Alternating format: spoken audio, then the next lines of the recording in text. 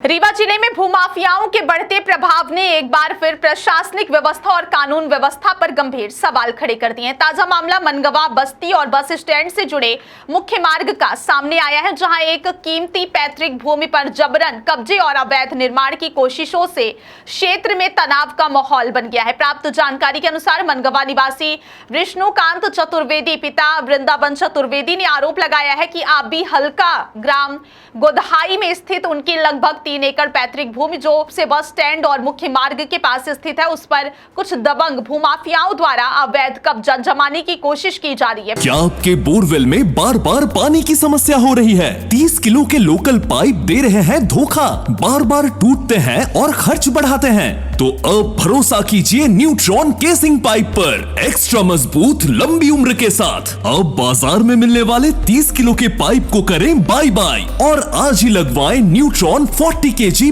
पीड़ित का कहना है कि यह भूमि पहले से ही सिविल न्यायालय में विचाराधीन है और मामला न्यायालय में लंबित होने के बावजूद भी मौके पर खुलेआम निर्माण कार्य शुरू कर दिया गया, जो पूरी तरह से कानून का उल्लंघन है। आरोप है कि जब उन्होंने स्वयं मौके पर जाकर इस अवैध निर्माण का विरोध किया तो दबंगों द्वारा उनके साथ अभद्रता और मारपीट की कोशिश भी की गई, जिससे स्थिति और अधिक तनावपूर्ण हो गई। घटना की गंभीरता को देखते हुए पीड़ित ने तत्काल डायल 112 पुलिस को सूचना दी, लेकिन पुलिस के पहुंचने से पहले ही आरोपियों ने कथित रूप से निर्माण कार्य को और तेज कर दिया। इस पूरे घटनाक्रम ने न केवल स्थानीय लोगों में भय और आक्रोश पैदा किया है, बल्कि यह सवाल भी खड़ा कर दिया है कि जब मामला न्यायालय में विचाराधीन है तो फिर किस आधार पर इस तरह का अवैध निर्माण खुलेआम जारी है। स्थानीय स्तर पर यह चर्चा भी तेज है कि कहीं इस पूरे मामले में भूमाफियाओं को किसी प्रकार का संरक्षण तो नहीं मिल रहा है, क्योंकि इतने गंभीर विवाद के बावजूद कार्रवाई की गति बेहद धीमी नजर आ रही है। इस घटना ने राजस्व विभाग की कार्यप्रणाली पर भी संदेह खड़ा कर दिया, क्योंकि जमीन के स्वामित्व और सीमांकन से जुड़े दस्तावेज होने के बावजूद मौके पर निर्माण कैसे शुरू हुआ, यह अपने आप में बड़ा सवाल है। वहीं ग्रामीणों का कहना है कि यदि समय रहते सख्त कार्रवाई नहीं की गई तो क्षेत्र में कानून व्यवस्था की स्थिति और बिगड़ सकती है और भूमाफियाओं का मनोबल और बढ़ेगा। फिलहाल यह पूरा मामला न्यायालय और प्रशासनिक जांच के दायरे में है, लेकिन जिस तरह से खुलेआम नियमों की अनदेखी करते हुए निर्माण कार्य जारी है, उसने प्रशासन की भूमिका पर भी कई सवाल खड़े कर दिए हैं। अब सभी की नजरें इस बात पर टिकी है कि प्रशासन कब सख्त कदम उठाता है और क्या पीड़ित परिवार को न्याय मिल पाएगा या फिर भूमाफियाओं का दबदबा इसी तरह कायम रहेगा। मेरा नाम विष्णुकांत चतुर्वेदी है। मैं मनगांव बस्ती का निवासी हूँ। मेरी आराजी यही बस्ती रोड है और स्टैंड रोड के बीच में पेट्रोल पंप के पास में ही खेत है।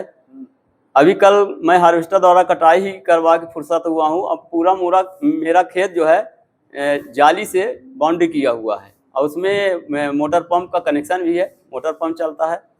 और सरहंग व्यक्तियों द्वारा जब आज मैं जा रहा था तो हमारे खेत में 100-150 की संख्या में वो लोग थे और सरहंगाई से जो है हम मना किए तो हमको मारने के लिए दौड़े।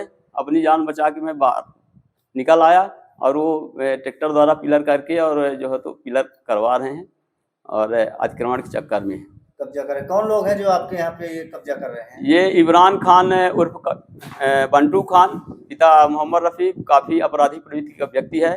ये औने पौने दाम में विवादित जमीन लेके और काफ़ी मोटी रकम लेके बिक्री करता है, इसका यही पेशा है।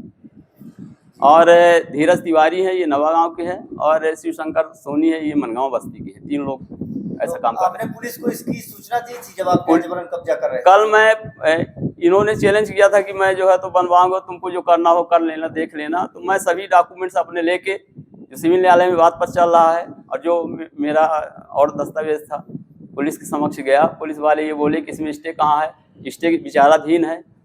तो ऐसी स्थिति में उन्होंने कहा जब तक स्टे नहीं लाओगे हम कोई कार्रवाई नहीं करेंगे। आवेदन लेके मैं चला आया। अब आज ये हालत है।